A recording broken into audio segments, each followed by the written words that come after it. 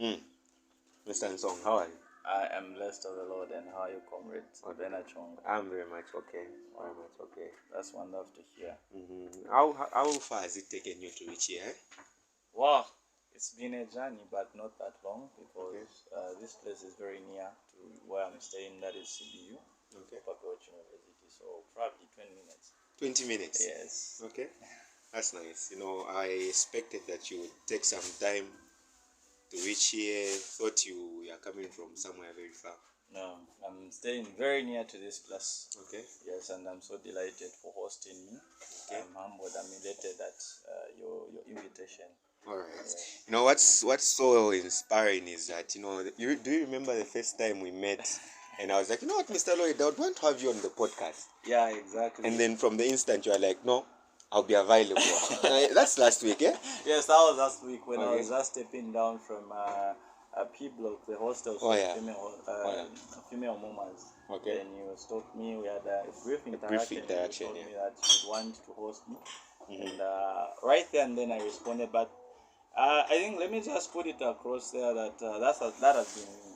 Okay. Whenever someone wants to have an interaction with me, I don't hesitate, because I believe so much that in interaction, that's where you get to learn and build yourself.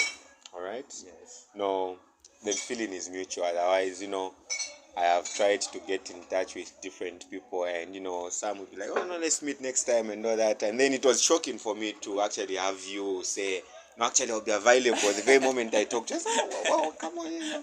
And today it has actually come to pass here, and we're here with you, our first podcast, and you're the guest. How is that? How is that? Eh? Wow, it sounds so intriguing and impressive.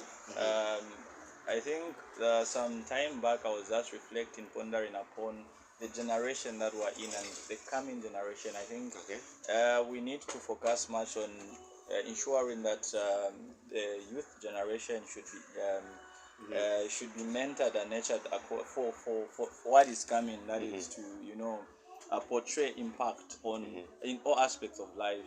So this program that you've embarked on is quite impressive, because I believe that so many youths out there would discover their potential and just have an interaction with different people, not only by you, because I believe that this will be broadcasted to various platforms where people gain on potential and ability, and also discover their capabilities in their lives.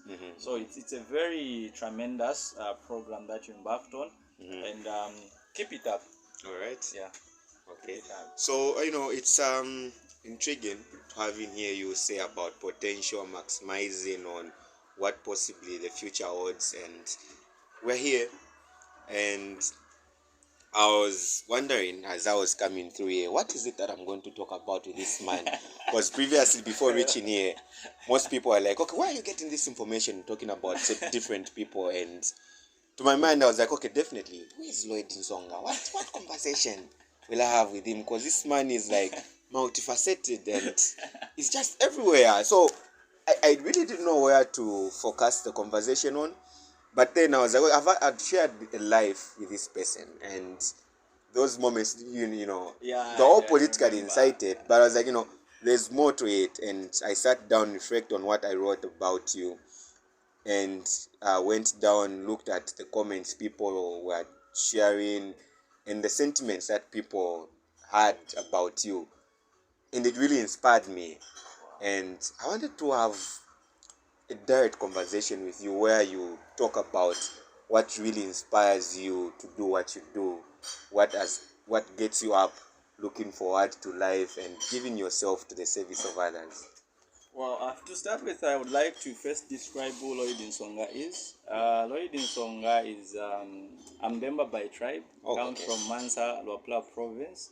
I was raised up from there in Mansa. Then I think when I intended to further on my tertiary education, I came here on the Copper Belt. I've stayed here for about 5 years now. Oh, 5 years.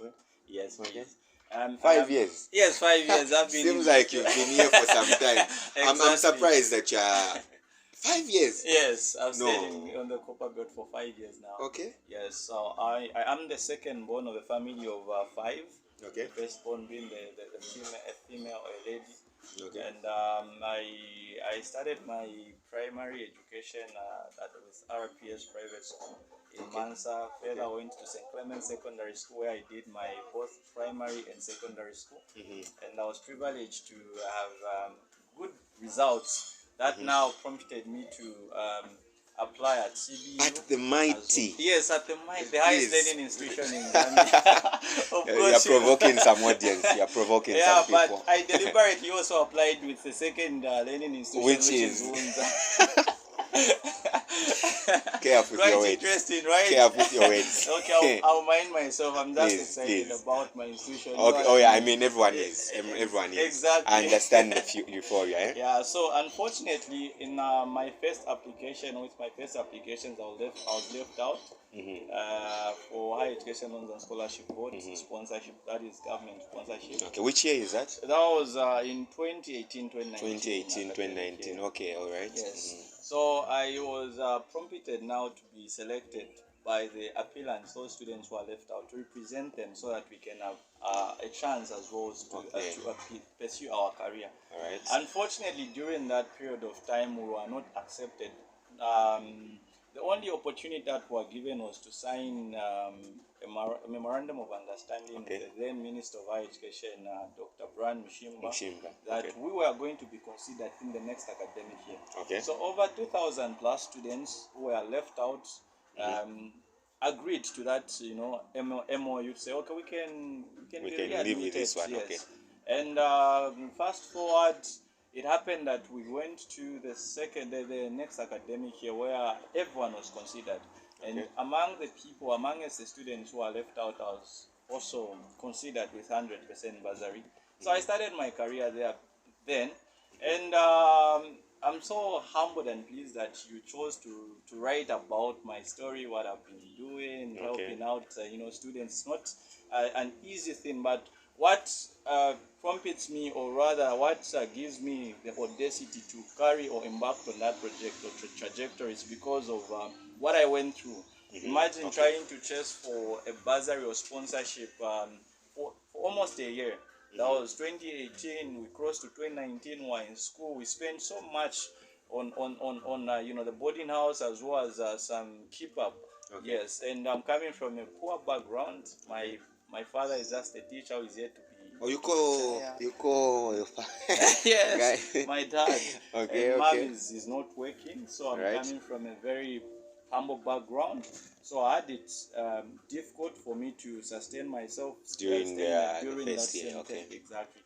But by the grace of God, I was given bursary 100%, and my journey had begun.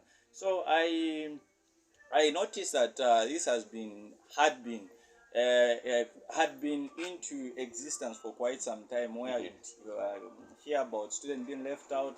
And for 2019-2020 academic year, when I was given bursary and started pursuing my career there were students who are left out again, and they reached out to me. So we have heard about you and what you did in the previous academic year, where you are actually considered. So how do you get to help us? Then I had to think about it, because I cannot just respond right there and then. I need to put everything in caution and see what the problem is and how we can render now a solution to that issue. So I had to think about it, but then I was so reluctant. And not until I told the people to say, okay, we can put this in place and implement the advocacy. So I happened to advocate for those who was left out. That was in 2020. 2021 came, students reached out to me. So I think I was pronounced on the public domain in 2021. Before you go to that, I'm intrigued with the genesis of where all this philanthropy started from. Make no mistake, I'm one person who's keenly followed what you've been doing, and it's interesting for me to actually know that your academic year at the Copperbelt University started in 2019. Exactly. Yes. And all this while, I've known you to be an individual who started in 2018. Exactly. And you are just that person who was trying to help the other people and all that. But, it's interesting knowing that about you. I guess that's the whole purpose of having this podcast, letting people to know the quite a number of individuals who have been writing about. With that said, what you've been doing is something that many have tried, yet have come out being labeled as, for a lack of a better term, thieves or mischievous, because along this journey of helping others, there's an aspect of money. Yeah, and true. wherever money is involved, it's a sensitive issue. You both, and you and I know that money is quite a sensitive issue. Exactly. But yet, you've been able to conduct yourself in a manner that everyone accepts. And I think I've heard so little about people talking about you concerning mischievous behavior as compared to other individuals. Way back in 2017, I only know of one individual whose story I'm not yet to put out. But since then, I've seen the likes of you, and I've seen the likes of Cyprian. But predominantly, this field is more like anchored by your service. Because, yo, man, I've seen these comments flowing, people talking about so much goodwill about you, and then it keeps on reminding me of how has it been, how it's been the journey. And I remember some time back, like you almost started saying, people had a few words to share about you. I mean, can you walk us through that? Well, those cases have been there where people out there can put up a story that you are actually maybe going into that trajectory for money, where you actually begin to squander money or plunder money from the students, vulnerable students who have not been given bursary. But that's not my interest, my area of interest. My area of interest is to see to it that we have as many students as possible, as it has been, in fact, the government's policy now, that everyone should be educated, because I, for one, believe that education is an equalizer to national development, and we can only develop as a country when we have a lot of literate people in a country, unlike illiterate. So there are such candles, and I think at some point in 2021 I was misquoted by politicians who are contesting at the 𝘾𝘽𝙐𝙖𝙍𝙬𝙍 University that no, this person is here for money and is been collecting money from these vulnerable students. But anyway, the fortunate thing is that when we are doing that, we create platforms on WhatsApp where we have about 1,000+ students who are left out. Okay. So when that information is posted, it's not me to defend myself, it's the people themselves. I actually, exactly, the affected individuals. There are actually ministers in that platform, because I don't work in isolation. When I begin to operate or advocate for students, I make sure that I protect myself first. So I would go out, flat out, to people, relevant officers and stakeholders who can help us achieve our goal. So there were people who had put up stories, no, I'm getting money, collecting money from variable students. So the story was there, and the students themselves said, no, in fact, this person has been giving us money. In fact, transportation, there are students that I give to ferry from 𝘾𝘽𝙐𝙬𝙍𝙬, as far as 𝘾𝘽𝙐𝙬𝙍𝙬, Luapula province, to come to Lusaka so that we fight together. And there are actually vulnerable students that I helped to stay with me in Lusaka. Yes, I usually pay for myself, provide accommodation as well as transportation. Even the time we're going to parliament, chasing after the vice president, the minister of education, I was using my own money. They did not give me anything. So that story was quenched when the students themselves rose against the person who was putting those sentiments. I know he's collecting money. I know, what's your problem? What are you saying? Because this person is the one who is actually giving us money. I like the tone you're coming out in. You sound really emotional about this issue. Did it in one way or the other affect your status, your well-being, when such allegations were thrown at you? Yeah, I was a little bit emotionally down, because it's a situation where someone is trying to destroy your reputation, something that you have been building for quite some time, and now this person just pops up from the blues and says this is what is happening, and yet this person is not actually aware of what's really exactly going on. He's not even riding on the trajectory of pushing for those bursaries, but yet he wants to just gain on the more political mileage. You get. So I was a little bit skeptical about the issue, but I did not react, because in most cases when you insult me, I don't react on the public domain. I will engage you privately and put things in order so that we can keep the flow of chat, of interaction, because life is a mystery and no one knows the future. Oh, definitely. Exactly. Speaking of life being a mystery, did you actually have a resolute conversation with the people who would attack you publicly and resolved your issues? Yeah, exactly. I do that. I engage them, but anyway, we meet privately. I don't respond. Even back then, there were sentiments of, oh, what I'm doing is just a political stance. I want to gain on political mileage so No, I I can do remember contest those as moments. Yeah. Kobusu president, so I can, a lot of issues. And people have never discovered myself up to now. They don't know my plan. Speaking of politics, not to cut you short, Yes, please. it's an area that we cannot neglect having you here on this podcast. Exactly. And it's something that I know and I knew that we actually have to talk about. I remember way back in 2020, 2021 academic year, when I was also preparing for Kobo's election.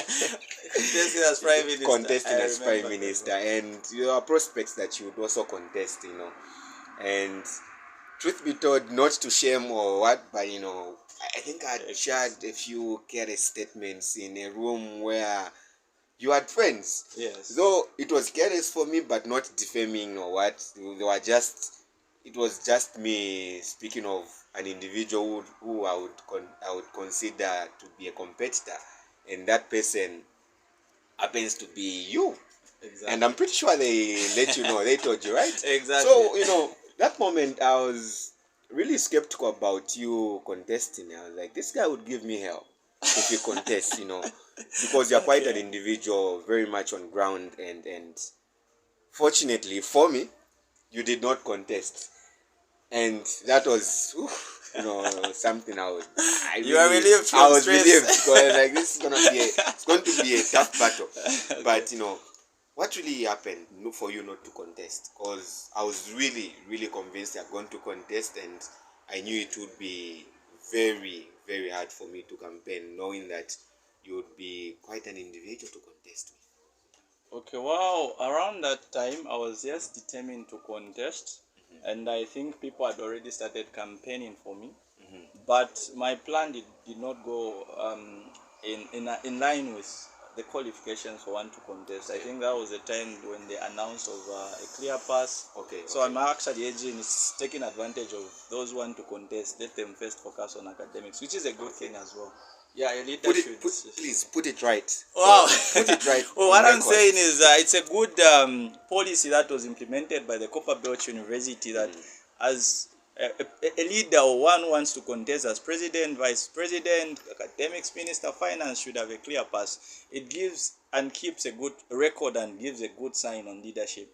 Yeah, so it's one of the things that actually affected me. I did not qualify to contest, but then I was not in pain because it wasn't obvious my time. Okay. So I had to step back and support others who are ready for that position. Okay. So that's one of the reasons that I could not make it. Then the other thing is because of my other commitments. Okay. Like I said, I am a servant of God by calling. Yes, I'm born a leader. I'm a leader by birth, and I'm also a businessman by passion, and also by choice. I'm an economist under training. Okay. Yeah, so some people they actually ask me, why are you into ministry, things of God? That's me. So I couldn't make it because of several factors. Exactly, and I feel that did not stop me from doing what I do. I realized that I can render service even without being in power or in office, because exactly a title just gives you the ability to be able to access the office that you want help from quickly. But when you recover or discover yourself, and you discover the potential that you have, you now have that free mindset where you are able to do some great things and you actually do impactful things. There is a difference between being influential and having an impact. So what I do by the description of the word of God, I impact in the society. I have an influence, but I do not focus much on having an influence where I go around flat out and begin to campaign to people. No, this is the reason why I think you chose to write about my story. It's because of the impact that I've infused in CBU by helping 1,000+ students. So basically, that's what caused me not to. But then there's still that impact that I carry, where I have realized my potential and I'm able to advocate for students who are left out on bursary. And not only that, there are other students who have different challenges that I help out. I think recently I was actually put in tough time where I was helping students in workers' compound, purchasing for them or settling for them, bill electricity bills as well as water bills whenever they run out of water and stuff like that. So a lot of people came out, more especially those in the union leadership. They turned out to fight me, thinking as if though maybe I'm doing that in preparation of the forthcoming elections. You get. So basically that's not my main intention, that I should be there, but just rendering service before I leave CBU, and it has been my prayer that I should impact to the utmost before I leave CBU. Okay. Exactly. It's intriguing listening to you speak. You've proven to me that indeed you're a man of action. Exactly, sir. As far as it extends, I would love to speak about your loyalty and how far you want to go with this. Truth is, everyone understands you to be a politically incited person, and you do not hide that. Exactly. We've seen you rubbing shoulders with different political figures, and we've seen you move around. Yes, and I'm one of those people who's actually had cross conversations with you. We've traveled around meeting these stakeholders, presenting our cases and all that. It's a story for another day. But I would also want to tap into the energy where you talk about your political ambitions, and perhaps, let me not say political ambitions, but your leadership ambitions. Because seemingly by the day I keep on seeing this individual advancing, moving a step closer to whatsoever you want to achieve, but yet we do not know it. What is it that you want to achieve? Well, direct answer could be that my passion is to one day serve as president of Zambia. Yes, that has been my Kateka. Exactly. Okay. It has been my passion and desire to serve as president of Zambia. But then before I reach there's a process. I need to prepare myself. I need to make sure that everything needed for me to propel in life and also reach that level is put in place. So my preparation has actually started from not only the higher learning institution, which is CBU, but back when I was in primary school, at some point I served as head boy in grade 7. When I went to secondary school, grade 9, I served as monitor. In grade 11, I was appointed as a... You've kept track record Exactly. of all the steps. Exactly. Served as pupils representative council, as well as a charismatic club chairperson. I served as chess. And I served as... in second year, I served as class representative as well.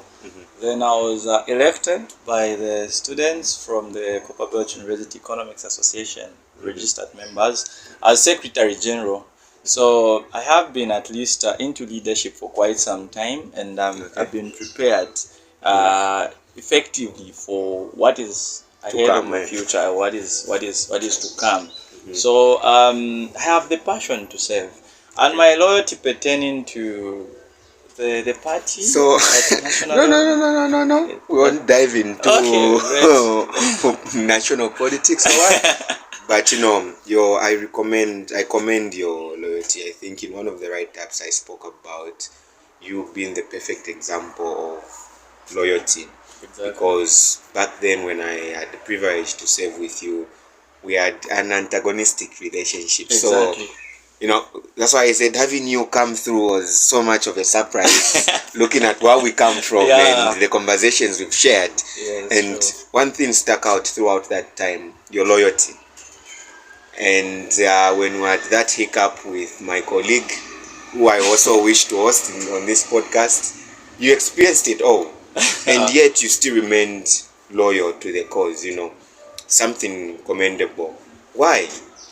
Well, Mr. Bernard, one thing that people remember of you and appreciate and honor about you is loyalty. A person who is loyal is a person who lives and serves in wisdom rather. If you cannot be loyal to what you believe in, then I don't know the reason why you chose to believe in the same thing that you believe in at the starting point rather. The reason why you have to be loyal to everything that you choose to ride on or to work with, even a person, it's because you believe in them, you believe in their capabilities, you believe in their potential. But given a scenario that they go wrong, would you still be loyal, choose to be loyal? Yeah, to some extent, yes, because loyalty is also connived or coined to trust. Okay. I can give an example. When you are a son or a child of God, when you go astray, God still keeps on entrusting you for a greater purpose. He doesn't leave you out. Why? Because he still sees something great in you, and he believes that yes, you have gone wrong, but then you can change, you can be a better person. And it is the people that actually are loyal who can be able to tell you to say, here you've gone wrong. And that's if you love the person. Okay. You get my point? So the more reason why I tend to be loyal to people, it's because I believe in them. Okay. Before we can actually begin to work on a certain project, I'll first believe in you. I'll have probably a 3 months conversation with you. Like the person you are talking about, I was loyal to. We had about a year plus. We were just in talks. He wanted me to help, to support him. He also wanted, as he wanted to support me back. So it's the person that I knew. I cannot be loyal to somebody that I don't know, or to something that I don't know. I only tend to be loyal to somebody who is willing to get to know me, and I'm willing to get to know him. You understand? So for me to be loyal, I need to believe. There has to be that, trust in the person, and I have to believe to an extent where if this person goes wrong, I'll definitely know that this person is wrong, but I shouldn't leave him, because that's betrayal, and this is what Judas did. What was the end result? Judas, he had to take away his life. And okay, that's what we're trying to run away from. That's what we're trying to shun away from. When someone goes wrong or does something that is bad, it doesn't call of you to run away from them. You need to be with them in good times or in bad times. But take keen interest in advising them that what you have done is wrong, and get back on the right path. If you run away from them, how possible is it that they can now mend on like the passion in your words. Wow, exactly. It becomes very difficult for them expensive, exactly to mend in their lives, because they will remain broken. Are these words you've tabulated on your heart and you've just kept them close to you? Because I can say the amount of passion you express yourself with, it's tantamount to nothing. Can you see yourself? Do you feel the energy flowing in you? Exactly, I can. Do you hold it close to your heart? It's like, these are words you wanted to share with people. These are words you want to tell. You speak with so much passion. Exactly. These are the words that I wanted actually to put across on the public domain. Look at the person who is, I can call him or point out as a bodyguard to President Echech. That person has been with the president for quite some time. The president went through hell, a lot of shambles, but the person was still... Oh yeah. Exactly. You get my point. And now he's being honored. So that's what loyalty does. Provided you are moving in a right trajectory, if the person that you are loyal to goes wrong, I'm not saying you have to support them. You need to rebuke. Me, myself, like I told you, there are certain things that I go on public domain and denounce. But I'm affiliated to a certain, political party. But I go there and say, no, this is wrong. Like in the instance of those students who are left out on bursary, there are certain people who say that one cannot help you because he's inclined to a political party, and it will not work out because he's a cadre, in other words. But anyway, what we see is the positive results. Why? Because I'm trying to thrive on my potential and make sure to denounce something that is not right. You get? So when you are loyal to a person, it doesn't mean that you have to follow and fall with them in a ditch, but rather be there to counter-check. Why you ran away? Okay. Oh, okay. Exactly. Be with them, God. And you are more like an eye to them. You have to be there and advise them. Okay, you've done. At what point is loyalty enough? Where do you call it quits? When you have done enough for the person, you have tried to advise them, and they still stand out to be pompous, and they don't want to change of their ways. All right. Yeah. Even scripture says that God will show mercy to whom He will show mercy. So what that scripture means is that God, in the first instance, grace applies to everyone. So when God saves you, you go back to the rubbish or the sin that you were committing. You forgive you. You go back there, you forgive you. But if you keep living in sin, then you go to hell, because you have chosen to move in that path. And that's how loyalty is. If you are loyal to somebody, you tell them, okay, you've done wrong, don't repeat this. You see them doing the same thing again and again. You have to now shun away, because you dent yourself, and people will now be, people will now be insulting you and identifying you as you are good, as if though you are good for nothing. So loyalty can vanish at a point where somebody that you are loyal to has been advised to do the correct thing, but they are unable to change their character and their personality. All right. That's quite insightful. As we were having this conversation, let me give it a shout out to Atiti. You can come through here. It's just opposite to Progress, in the same line with Progress Hospital. They've got amazing cuisines and a variety of dishes that you can enjoy coming through. They serve different dishes. You come through at any time. Otherwise, Mr. Lloyd, having a great conversations. Wow. I never thought we'd have this conversation. Never thought we'd have this conversation. One thing I've noticed that you speak with so much passion. And seems like these are words you've tabulated in your heart, and you fervently want to spread it out to people and understand what it is and who you are as a man. Exactly. How is your school? Wow, my academics is great. How is your academics? My academics is great, and I'm pushing. Yeah, by the grace of God, I'm pushing. I'm there, even though there were some ups and downs. But then, by the grace of God, we managed to put things in order, because I, for one, believe that you need a degree, you need that paper to thrive in life. Yes, you need God's backing as well as a paper, because a degree presents you to greater opportunities. There are certain opportunities that education will only present you to, but if you do not have a background of education, then you have it the difficult way. Yeah, so I am pushing, and we are believing God for his speed. Yes, because like I told you, I've been delayed for quite some time. I've been at CBU for quite some time now. I was supposed to be graduating this academic year, but unfortunately I'm not graduating due to some internal issues. Yeah, but we believe we are going to graduate just like you graduated. Okay. And I was actually motivated, and I was also inspired and motivated seeing you graduating after what you went through, because it caused you trauma, and there's just the scenario. So exactly. But then you made it with a merit, I believe. Come on, you can say that again. You can say with that a merit. You can say that again. It's a very powerful, grade that music in my ears.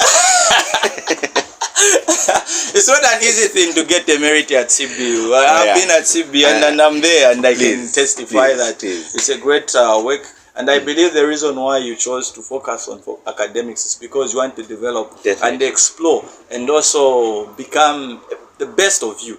Yes, so God has a greater purpose for my academics.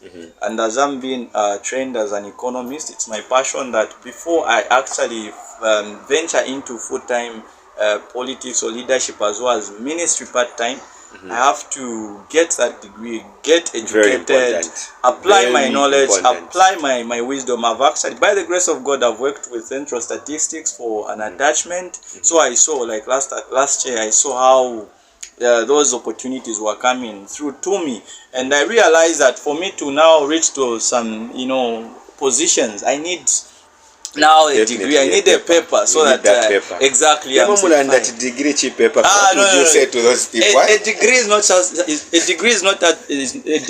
just a paper. A degree is knowledge that you have attained, the skills that you have attained from the institution. That will speak for themselves. That will speak for you. Using that paper.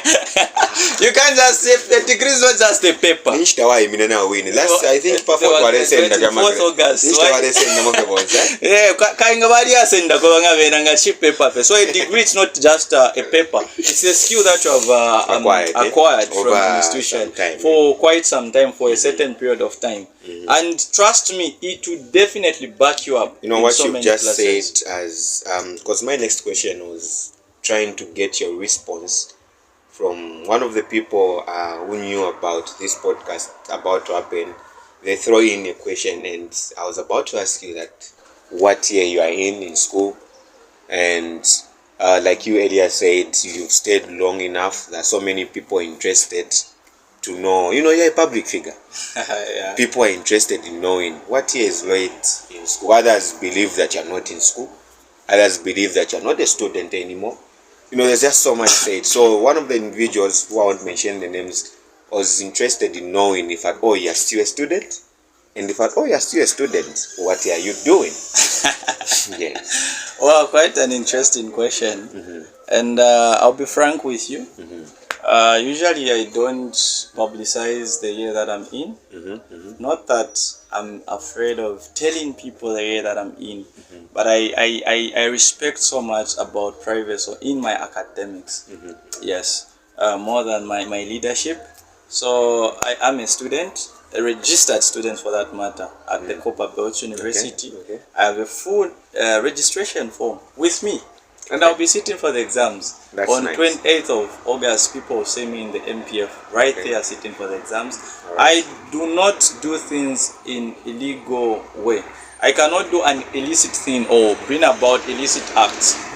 I'm always afraid of operating in an odious way or odious manner, where I'm not yet a registered student, but then I'm going flat out and announcing myself as a CBU student. Okay. It's more like you are impersonating on the institution that you do not actually belong to, or you have not been recognized. So I'm a full-time student at the 𝘾𝘽𝙐 University. And which a year which you won't disclose? A year which I do not disclose. Why? Well, for one to get to know the year that I'm pursuing, I think I would earnestly appeal to them to have an interaction with me, if that's okay with them. Or for them to actually approach you. Exactly. In person, the people that actually approach me to ask about the year that I'm doing, I tell them. Alright. Freely, without even paying me anything. I tell them freely, in good spirit, in high spirit. Okay. Yeah, but I cannot go in public domain and start announcing, this year. No, I don't do that, unfortunately. Even you, maybe after an interaction, I'll tell you that. No, definitely, ask my own peace of mind. Yeah, but to the people, it's a discussion I also wanted to like, okay, how is this comrade moving? I think we've had several conversations, but we never had you don't know the yes, there's just so much stories around you centered around this individual, Llyord Nsonga, and then you just don't know which one is right. And exactly. Keeps on interesting. That's an interesting question, and I saw that coming. By the way. Exactly, I saw that coming. By the way, you saw it coming? I saw that question. Why? I was like, this man, he's gonna ask me what I'm doing. Why? So it's something that you already know. It's something that I already know. Yes, people are so much interested about. They are interested about my candidature for forthcoming elections as well as my year. But are you contesting? Wow, that also remains. Are you contesting? let's put it out there. Are you contesting? That remains a secret. No. I told you about my hair. So can we have another conversation behind the cameras later on? Exactly, we can now. I'm giving you another assignment to remind me to have a conversation if I'm contesting or not. So there are certain things that I do not put on public domain. Okay. In my academics. But I think I know one thing that you can put out in public. Yes, please. Are you contesting in 2026? 2026 is a definite yes. I'm contesting. So for 2026, you're okay to put it out there in public. Exactly. But for the current things, that's 𝘾𝘽𝙐. What if 𝘾𝘽𝙐 is waiting for you to contest? Well, if it's waiting for me, then I'm even the happiest person. Or are you scared of the caliber of certain individuals who you believe might contest as well? Comrade, I for one am not scared of anyone. Because I trust in myself first and foremost. Before I trust in what I'm doing, I first trust in myself. Like I've given you the background of how I've helped 1,000+ students. There are so many things that I've gone through. By the way, I didn't tell you that at some point I was almost arrested called by the commanding officer in Lusaka, had a meeting with him to just try and check why I was with the students, and these students, they wanted to compel me to protest. But I never wanted that to happen. So there are so many things that have happened. So I'm not scared of anyone. I am the person that trusts much in what I do, and I believe that once I ride on this or I start doing this, I'll definitely pull out. There are so many union leaders that I've worked with. I believe that, you know. No, I've seen you go through to Yonza. I've seen you go through to Mulungushi, Mukuba, exactly. Yes, I've seen you have interactions with different people. Exactly. Even union leaders who win elections in CB, I've worked with almost everyone. Yes, yeah. I've worked with very closely. Even those who lose. Even those who lose. But then, anyway, on presidents, there's only one person I supported who lost. Oh, yeah. But the rest, they made it. Okay. At least 3 presidents have served. Who was that individual who lost? That's, is it 𝘾𝘽𝙐 𝘾𝘽𝙐, our yes, garnered son. Exactly. He's the only one that I remember the by-elections. And yes, that was a by-election. That's the only president who lost. But the past presidents that I've worked with, they have made it. Like I earlier said, your loyalty is commendable. I remember seeing 𝘾𝘽𝙐 with you. You ran with him up to the very end, and until he lost. I wish to see this same spirit, even as you forge ahead into the national politics and leadership at hand. I wish to see the same loyalty, and I'm one of the people who believes in the saying, loyalty defines a man. Exactly. You know, I'm really a big person on that, because I know it has gotten me this far. Exactly. Yeah, and seeing it in you just makes me happy. Yeah. Wow. Otherwise, keep on pushing. With the same loyalty, I'm sure it will take you very far. Speaking of loyalty, there is and your candidature for 2026, and probably the presidential aspirations. There's this certain individual whom obviously you know doesn't also hide his interest for the presidential candidate.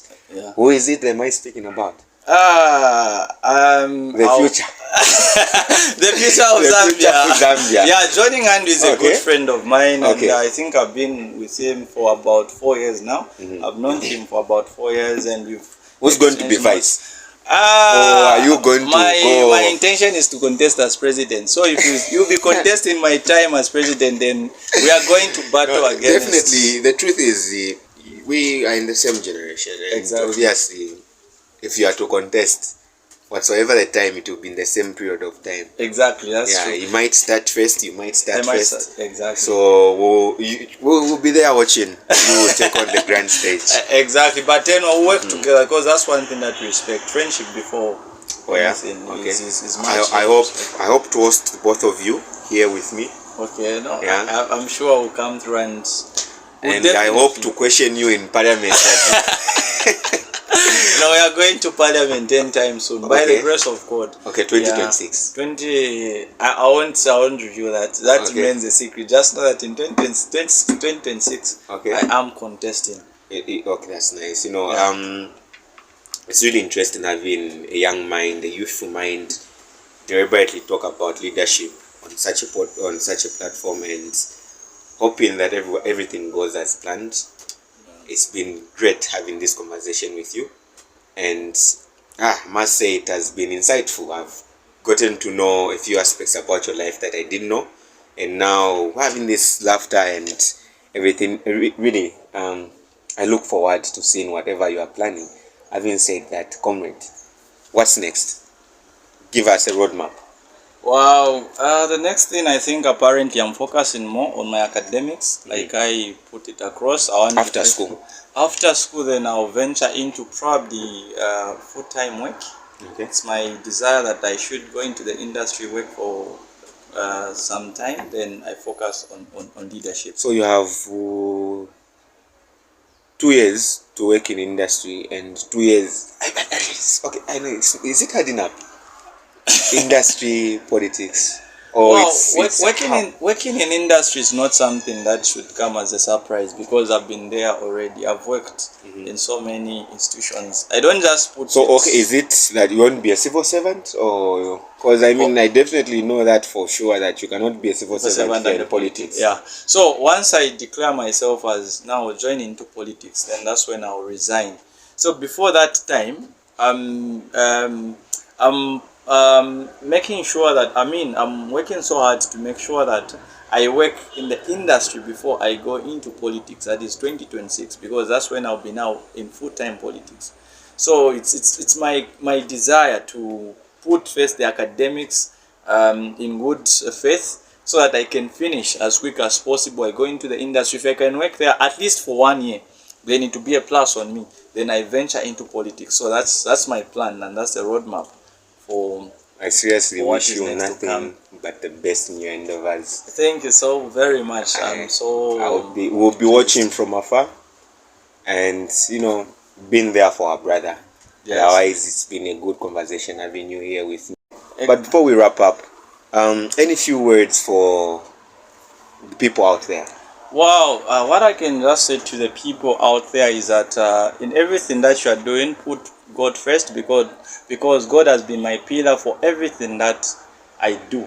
The Bible says in the book of Jeremiah, one of my favorite scriptures, 29:11, that for I know the plans that I have for you, the plans not to fail you, the plans not to destroy you, but the plans to prosper you and give you hope. And one of the favorite scriptures that I've actually put on my WhatsApp, which is Psalm 2:8, which says that I'll give you this nation, or these nations, where you shall possess the possession that covers the entire earth. So God has given us the ability to define your life however you want. But the only thing that you need to do is now to be grounded in the word of God. You believe in God. I'm a believer myself. I love the things of God, and there's never been a time whether I'm in good state or bad state, there's never been a time where I shun away from the presence of God. I've always been in the presence of God, and I've always appreciated the grace and the anointing that operates over my life, and everyone that has been praying for me. I'm so delighted. So make sure that you trust in yourself. No one will trust you if you cannot trust in yourself, and no one will believe in you if you cannot believe in yourself. So it's been my pleasure for hosting me here. I don't take this opportunity lightly. I'm so elated for inviting me to this platform to put my voice and just present my life to people out there. And I believe and pray that you are going to thrive higher on this same plan and program that you've embarked on, to impact as well as redefine the youths out there. Keep it up. Thank you so very much. Thank you. Thank you. For a minute, I thought it's a prayer, having Sharon on our podcast. The few last words, I thought it would be a few 1 minute, but he's a man of a lot of words, again, coupled with actions. Otherwise, I really thank you for the sentiments you've shared. Looking forward again to host you again and have a catch up on this podcast. Otherwise, bye-bye.